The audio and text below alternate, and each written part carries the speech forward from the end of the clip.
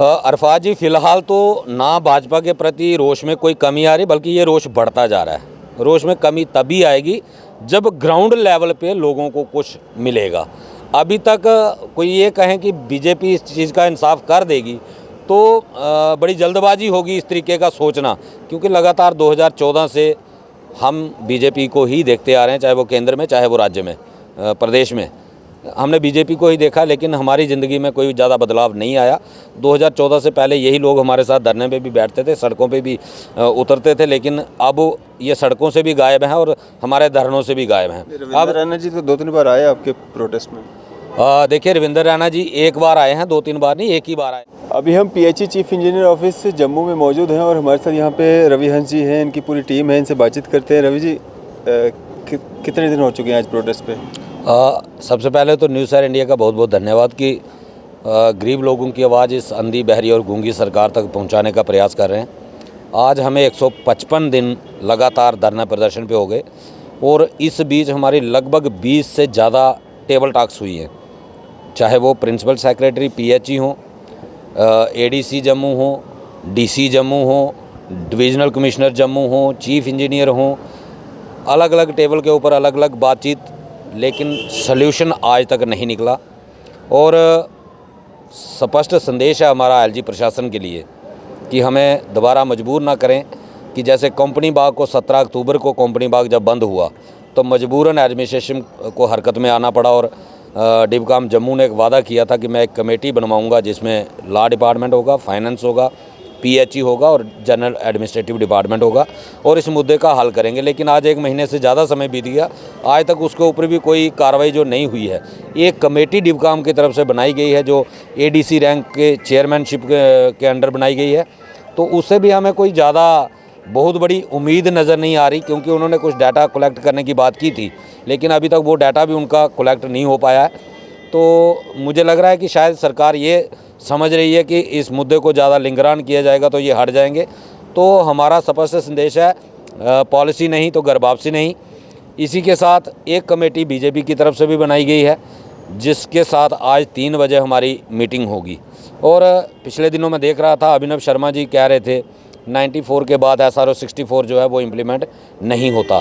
तो हमारे पास कुछ कोर्ट्स के ही आर्डर पड़े हुए हैं जो ये कहते हैं कि 2001 तक जब बैन का आर्डर निकला था तब तक जो है डेली वेजर को SRO 64 इम्प्लीमेंट हो सकता है, तो वो भी हम उनके साथ सबमिट करेंगे। और कुछ केंद्र सरकार की गाइडलाइंस हैं जो कि 2020 में भी निकली हुई हैं, जो मेमोरेंडम केंद्र सरकार की तरफ से निकलता है, तो उसमें बहुत सारी कंडीशंस ऐसी हैं जिसका कहीं ना कहीं एडमिनिस्ट्रेटिव लेवल पे बिल्कुल वायलेशन हो रहा है। उसमें पहली ही लाइन जो लिखी है उसमें क्लियर कट लिखा हुआ है कि परमानेंट नेचर का अगर कोई जॉब है तो उसके ऊपर आप daily Vaser casual labour engage नहीं कर सकते। पहले तो 370 था, जम्मू कश्मीर की स्टेट मनमानी करती थी, कानूनों का वायलेशन करती थी, लेकिन बीजेपी इसी मुद्दे के साथ सत्ता में आई थी, एक प्रधान एक निशान एक संविधान। आज भी उस संविधान का वायलेशन धड़ल्ले से हो रहा है। और आज कैजुअल लेबर का क्यों नहीं फैसला किया जा रहा है, जबकि केंद्र सरकार खुद कह रही है कि आप परमानेंट नेचर के जॉब के ऊपर डेली वेजर रख नहीं सकते। फिर भी अगर आप रखते हो तो वो सिर्फ 1 साल के लिए कैजुअल लेबर डेली वेजर आपको रख सकते हो और उसके बाद आपको उसको रेगुलाइज करना पड़ेगा। उसको ग्रुप डी की पोस्ट जो जिसको हम 4th क्लास कहते हैं जम्मू कश्मीर की भाषा में, 4th क्लास की पोस्ट उसको देनी पड़ेगी। डेली वेजर को वीकली ऑफ, पेड ऑफ देना पड़ेगा। लेकिन यहाँ सारी चीज़ों का वायलेशन हो रहा है। वहाँ पे क्लियर कट लिखा हुआ है कि हर महीने की पहली तारीख को वेजेस देनी पड़ेगी। ज़्यादा से ज़्यादा आप उसको 7 तारीख तक लेट कर सकते हो। 7 तारीख के बाद अगर आप किसी को वेजेस लेट करते हो तो उसको आपको 4 गुना ज़्यादा देना पड़ेगा। लेकिन इन सारी चीज़ों का वायलेशन हो रहा है। तो आज कहीं ना कहीं उस कमेटी से हम ये सवालात भी करेंगे कि अब तो आपकी सरकार है जो एक प्रधान एक निशान और एक संविधान पे चलती है, आज उस संविधान का पालन क्यों नहीं हो रहा। हमने सुना था पिछले दिनों कुछ खबरें चल रही थी डेली वेजेस की तनख्वाहें डबल हो गई हैं, उसके बाद भी आप प्रोटेस्ट पे बैठे हुए हैं? अरफात जी, मैं क्लैरिफिकेशन देना चाहूँगा इस पे। वो डेली वेजर की जो वेजेस डबल हुई है वो हुई है खाली लद्दाख यूटी में। बड़ी मज़ेदार बात है, एक स्टेट के 2 पार्ट बनाए 2019 में और उसको एक लेह को बना दिया अलग यूटी और जम्मू कश्मीर को अलग यूटी। हालांकि दोनों यूटी को अगर डील कर रहे हैं तो वो हमारे गृह मंत्री अमित शाह जी कर रहे हैं और अमित शाह जी की देख रेख में एक ही स्टेट के अंदर 2 रूल लागू हो गए। मैंने जैसे पहले कहा ना, एक प्रधान एक संविधान एक निशान, तो आज कहाँ एक प्रधान एक निशान है। ले वाले 13,500 रुपया दे रहे हैं डेली वेजर को, और वहाँ पे 2 ही कैटेगरियाँ बन रही हैं, स्किल्ड और अनस्किल्ड। और पीएचई का जो डिपार्टमेंट है ये पूरा का फुली स्किल्ड में आता है और हायर स्किल्ड में आता है, क्योंकि यहाँ जितना भी काम है वो सारा टेक्निकली है, चाहे वो प्लम्बर का काम है, चाहे वो फिटर का काम है, चाहे वो इलेक्ट्रिशियन का काम है, चाहे वो मोटरमैन का काम है, सारा स्किल्ड में आता है। यहाँ अनस्किल्ड की तो बात ही कोई नहीं। लेकिन फिर भी बधाई की पात्र है एलजी एडमिनिस्ट्रेशन जो लद्दाख की है, जिन्होंने लोगों के हित में फ़ैसला लिया, लोगों की मजबूरियों को, लोगों की प्रॉब्लम्स को समझा। ना किसी को प्रोटेस्ट करने की नौबत आई, ना किसी ने डिमांड की, जो उनका जेन्युइन राइट बनता था उन्होंने दिया।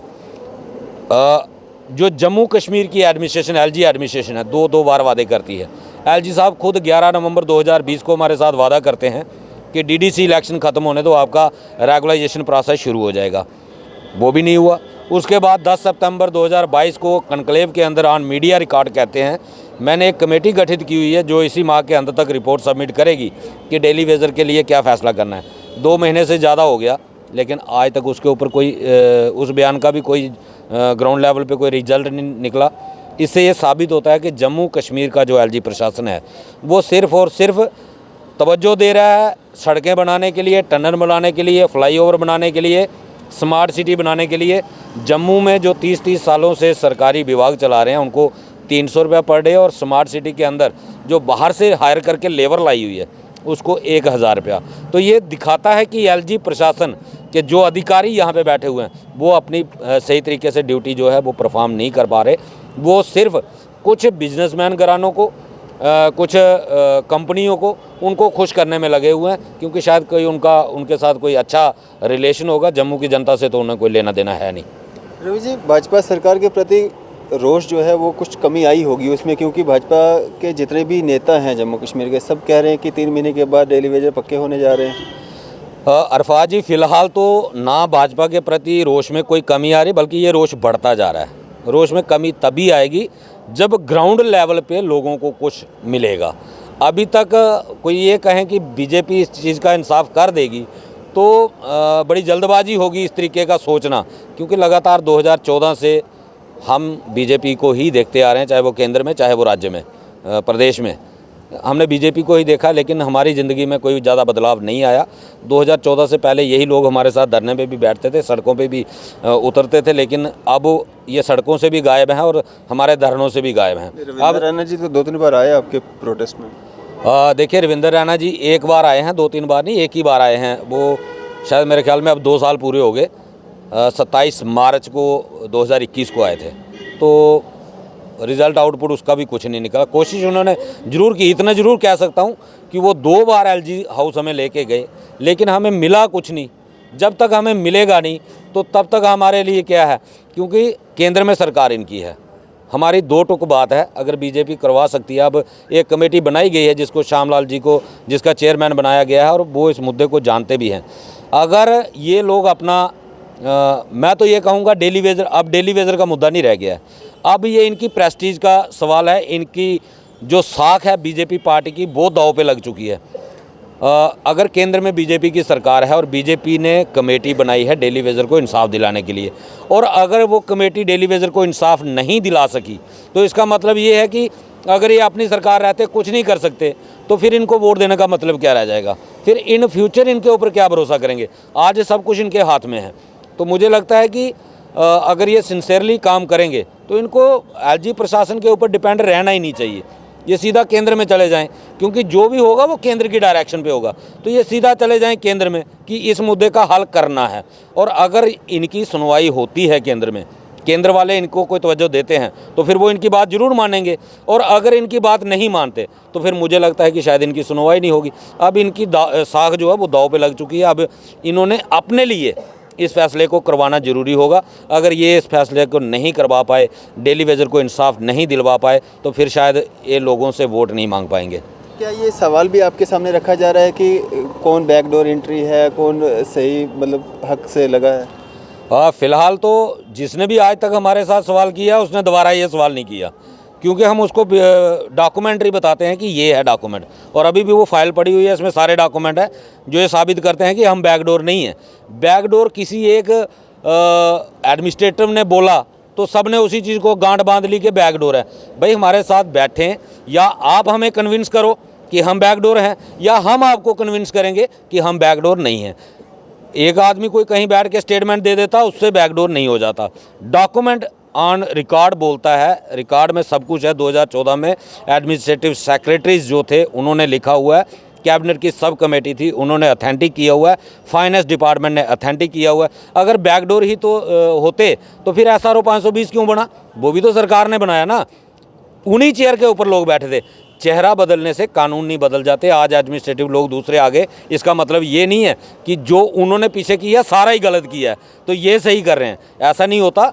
जो एक चेयर पे बैठा होता है, चेयर रिस्पॉन्सिबल होती है, ना कि चेयर के ऊपर बैठा हुआ आदमी रिस्पॉन्सिबल होता है। तो ये बैकडोर अगर कोई बात करेगा तो उसका जवाब हमारे पास पूरा है, और ऑन डॉक्यूमेंट्री इसका जवाब देंगे। तो जिस तरह से PHE महकमे के जो डेली वेजेस आप लोग हैं, काफ़ी लंबी स्ट्राइक आपकी चल रही है, तो जो ये अभी फैसला इसके बाद आएगा डेली वेज को परमिट करना है या कोई पॉलिसी फ्रेम करनी है, ये सिर्फ PHE डेली वेजेस के लिए होगा या एजुकेशन विभाग में है, हेल्थ में है, इरिगेशन में है, स्टेट में, सबके लिए लागू होगा, सारे डेली वेजेस के लिए?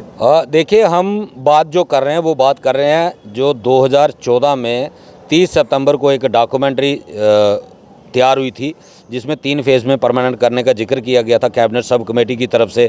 नॉन एजेंडा मीटिंग में भी आया था, कैबिनेट में भी आया था। तो वो 61,011 लोग थे ऑल डिपार्टमेंट्स के अंदर, और हम उसी रिकॉर्ड के ऊपर बात कर रहे हैं। अब सरकार क्या डिसीजन लेगी इसके बारे में अभी कुछ कह नहीं सकता कि किसके लिए वो लागू करेंगे, किसके लिए नहीं करेंगे। लेकिन हमारी यही सरकार के साथ डिमांड है कि आप जो ऑथेंटिक डाटा है, जो ऑथेंटिक डेली वेजर है, उनको सबको परमानेंट करें। जी जी। तो अब अगर उसके बाद भी कोई नतीजा सामने नहीं दिखता है तो क्या रद्द-ए-अमल रहेगा? प्रोटेस्ट लगातार जारी रहेगा? प्रोटेस्ट बिल्कुल लगातार जारी रहेगा, और इस प्रोटेस्ट को और तेज़ करेंगे। और सरकार के लिए स्पष्ट संदेश है, हमारा पैटर्न वही होगा जो 17 अक्टूबर को था, इससे बढ़ेगा बल्कि कम नहीं होगा। ये सरकार बिल्कुल गलत फहमी से निकल जाए कि हम लोग खाली हाथ घर वापस चले जाएंगे। अब इनको रेगुलाइजेशन पॉलिसी देनी पड़ेगी, कीमत अगर चुकानी पड़ेगी तो हम जान देने के लिए भी तैयार है, लड़ते लड़ते शहीद हो जाएंगे। लेकिन अभी खाली घर वापस चले जाएंगे बिना किसी फ्रूटफुल डिसीजन के, ये पॉसिबल नहीं है। वो सरकार ने 28 साल वो एजेंडा चला लिया, मीटिंग करो, नोटिस मिनट्स ऑफ मीटिंग बनाओ, हमें टाइम दे दो, ये अब टाइम नहीं देंगे। जैसे डिपकाम साहब ने टाइम मांगा था तो हमने साफ क्लियर किया था हम प्रोटेस्ट ख़त्म नहीं करेंगे। तो उन्होंने कहा था कि आप ऐसा करो, पानी चलाओ, लेकिन आप प्रोटेस्ट भी कंटिन्यू रखो, पानी भी चलाओ, तो मैं एक टेबल तैयार करता हूं। तो हमने वो टाइम दे दिया उनको, हमने पानी भी चला रहे हैं और प्रोटेस्ट भी कर रहे हैं। लेकिन अगर ज़रूरत पड़ी तो दोबारा वही सिस्टम होगा, पानी भी बंद होगा, सब कुछ होगा। जो कमेटियों का गठन हुआ है भाजपा की तरफ से, वो जो बयानात आ रहे हैं कि 3 महीने के बाद, 2.5 महीने के बाद, 3.5 महीने के बाद इन डेली वेजेस को परमानेंट कर दिया जाएगा या इनके लिए कोई पॉलिसी फ्रेम हो जाएगी, क्या आपको लगता है कि जल्दबाजी में वो लोग बयान दे रहे हैं? देखिए, ये अभिनव शर्मा जी का बयान है, तो उन्होंने किस एंगल से ये बयान दिया है अभी तक मेरी उनसे बात नहीं हुई है। वो शायद किसी फिगर की कलेक्शन, डाटा कलेक्शन की बात कर रहे थे, तो शायद उनके पास डाटा नहीं होगा, लेकिन श्यामलाल जी के पास पूरा डाटा पड़ा हुआ। और डाटा कलेक्शन करने के लिए अगर वो ये समझ रहे थे कि डाटा कलेक्शन करने में टाइम लगेगा, तो उनके लिए ये मेरा मैसेज भी है, और आज मुलाकात भी होगी तो उनको डाटा प्रोवाइड भी करवा देंगे। अब डाटा कलेक्शन करने वाली बात छोड़ दो, डाटा ऑलरेडी कलेक्शन है, सब कुछ कलेक्ट है और सारा फिगर बना हुआ है, तो उसमें ज़्यादा टाइम नहीं लगेगा।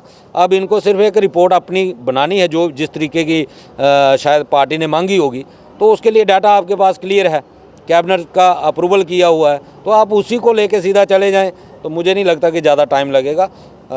बाकी इसके ऊपर उनका क्या मंशा थी ये बयान देने की, ये जब तक उनसे बात नहीं होगी मैं इस पर कुछ कह नहीं पाऊँगा। तो अगर लद्दाख की तर्ज पे जम्मू कश्मीर में भी वेजेस डबल कर दी जाती हैं?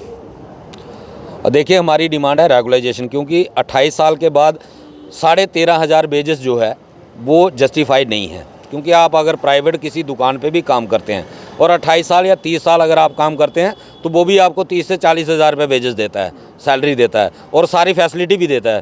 तो यहाँ अगर 28 साल के बाद अगर 13,500 मिनिमम वेजेस की बात ठीक है, कि मिनिमम वेजेस जो परमानेंट के क्राइटेरिया में नहीं आते, मान लो अगर 10 साल का पीरियड बनता है जिसके 10 साल पूरे नहीं हुए हैं, तो उसको आप मिनिमम वेजेस 13,000 14,000 देते हो, ठीक है। लेकिन अगर आप 28 साल की कीमत 14,000 में लगाओगे, वो जस्टिफाइड नहीं है और ना ही हमें ये चीज़ मंजूर होगी। चलिए, शुक्रिया हमारे से बातचीत करने के लिए। और ये देख सकते हैं आप, लगातार जो है प्रोटेस्ट जारी है। हालांकि बहुत सारी कमेटीज़ का गठन भी किया गया है और प्रोटेस्ट जिस तरह से ये कह रहे हैं कि लगातार जारी रहेगा जब तक इनके लिए कोई रेगुलराइजेशन पॉलिसी जो है वो फ्रेम नहीं की जाती है। आपकी इस सब पे क्या राय है? अभी अपनी राय जरूर साझा कीजिएगा। इसी तरह की मजीद अपडेट्स के लिए आप देखते रहें न्यूज़ 7 इंडिया।